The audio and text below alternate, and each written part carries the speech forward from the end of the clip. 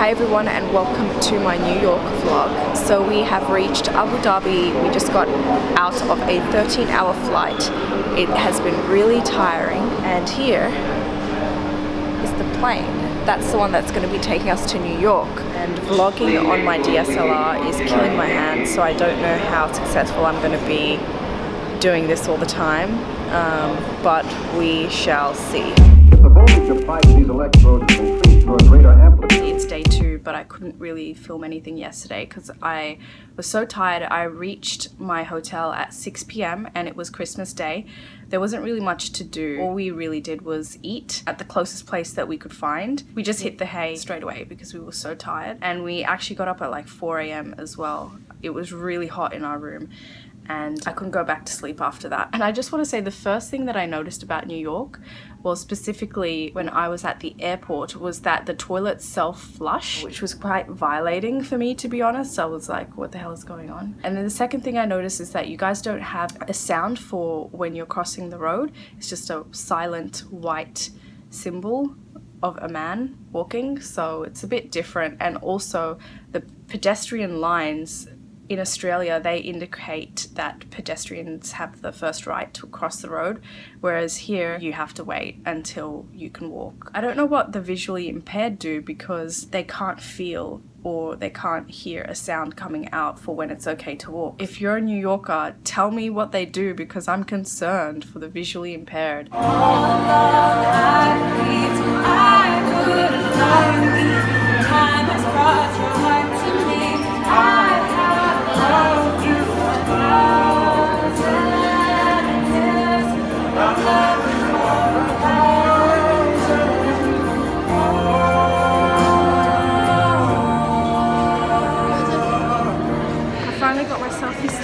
Up and running, and we saw a really beautiful performance as well, and it is properly raining now. I don't know if you can see, but I should probably put this thing away before my phone dies. Electrical arc in turn will be greater. We passed New Jersey, we passed Delaware, we're on our way to Washington DC. I think we're passing 2 more states before we actually get there. I just got some Starbucks, my first coffee since getting to the US, so this should be interesting. I heard that US coffee is terrible. So we're just about to head into the Lincoln Memorial. This is where Martin Luther King made his famous speech, "I have a dream," right behind him. So super cool. I'm really excited to go inside.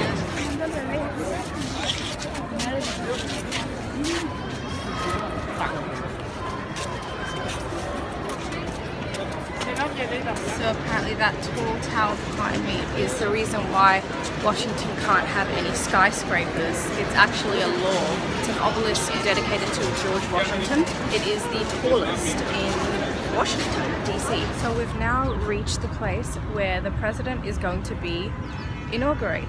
So it's obviously closed down or blocked off, area closed, but it's still a really nice view from here. The tour that we did was so good. The tour guide literally gave us such an awesome history lesson of everything that we were walking past. I got like a little moon that projects the moon and the stars, which is really awesome. I'm keen to check that out. And I also bought a massive gobstopper. I don't know if you could tell, but my teeth, yeah, you can tell. I better not do that. We finally got into the Museum of Natural History. It took us almost 2 hours, and we were waiting around in the rain as well. It was absolutely hell. If there's one thing that I've learned about New York is, especially probably just around this time of the year, is that you can't avoid a massive line.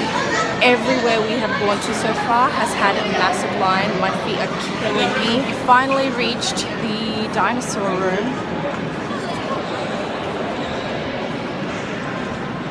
And I'm like holding my coat because it's boiling hot inside, but it's so cold outside, so I just don't know how to dress around here, for the outside or the inside. So I just came back from my first subway ride ever, and I just have to say, like, I don't know how you guys do it, because that was the most difficult, most tiring, most confusing thing that I have ever been through.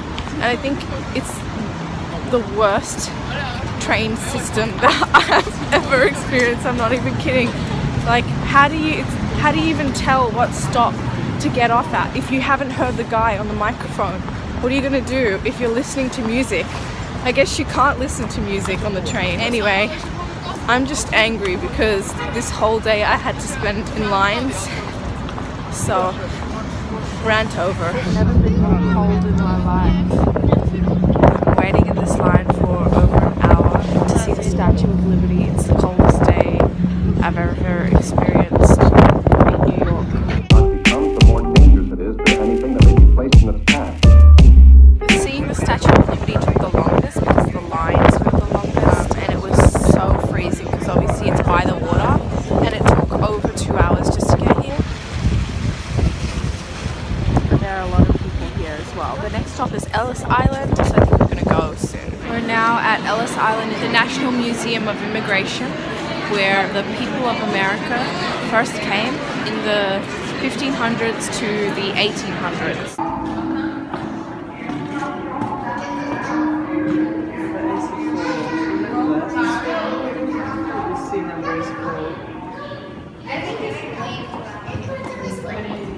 Oh my god, it's snowing for the first time since we've been here, and we've been here for a few days now. It is snowing.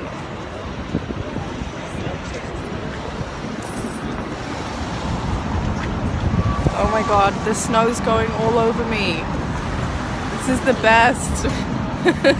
So we got here at 12 and it is 5:15 and we're finally at Times Square. We got through all of the security. I had to chuck my umbrella out. My bag was luckily saved, but I just could not believe it. It's so necessary, but it was just so excruciatingly painful. But hopefully this is all worth it.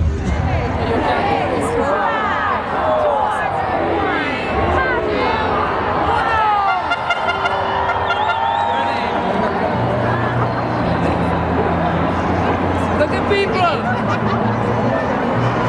Happy New Year, everyone! Okay, the lighting is really terrible right now, but I just wanted to quickly wrap up my night for you guys and tell you a little bit about my experience in Times Square New Year's Eve. It was definitely not what I thought it was going to be. First of all, there was no local New Yorkers hanging about. Most of the people were tourists or people from other states of America. The local New Yorkers, they were smart. They didn't go to Times Square. Why? Because Times Square has the smallest screen, so for people who aren't at the front, you basically can't see the performance, and they have no speakers for the performance, so you couldn't hear the performances, and you can only stand, and the people who sit are a massive nuisance for the people who are standing because they cramp up their space. And there's no fireworks like they have in Sydney. There's just confetti. You can't really see the ball drop from that far. I was on 49th Street and it was really poorly organized. There was 8,000 coppers. Everybody got security checked. I had to chuck out my umbrella. I almost chucked out my bag, which is an awesome bag. Thank God my friend saved it. But it was just like the longest waiting experience I have ever gone through in my whole entire life. The screening, obviously because there was 2 million people I think there, the screening took so long. We got there at 11:30 and the screening, walking around, waiting around, everything like that took about, well, we finished at 5:30 and we finally were let in. And originally we were at 42nd Street and we kept being moved by the coppers. Like they kept telling us, oh, go on this street instead. And whilst we were all waiting to get screened, I was saying I felt like a non-free range chicken, like, because I was so cooped up and I was feeling so claustrophobic. I mean, I'm glad that I did it once in my life because obviously I'm here in New York like once now. I'll probably visit again, but I would never ever do Times Square in New York ever again. I'm sorry, I can't. So we ventured out to the Upper West Side of New York. We're currently at Columbia University, and this university is actually so beautiful. I love the architecture, and there's always squirrels hanging about and those little tiny birds as well. I could definitely do my master's here or something. I'm gonna ask around because I've always wanted to do masters overseas. So this could be it. This could be the university. Right behind me is the library of Columbia University. Everything is just so tall here and so big, and this area as well is so massive. I mean, I don't know if you can tell, but or maybe I'm just overwhelmed. Maybe it's this big in Sydney as well, and I'm just completely overwhelmed by the beauty of the architecture and the beauty of the trees and the birds and the squirrels, and it's just very, very beautiful. I'm still not used to the subway around here. Like, it's so dark and scary, and it's really, really loud as well. Like, the trains are so loud here, but it's pretty fast. Like, the trains go pretty fast, and in saying that, they jerk you around really abruptly as well. And Mrs. complain a lot when it comes to the train system here, because in Sydney the trains are, and I never realised it before until now, amazing.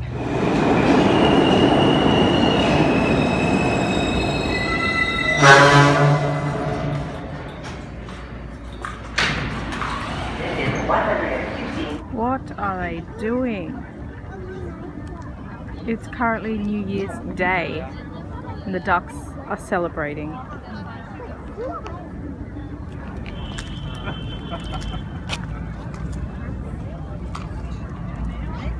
Yeah. I can't even with today. It's been so beautiful. The sun has been out. It's meant to be 4 degrees Celsius today, but it doesn't feel like it because the sun's out.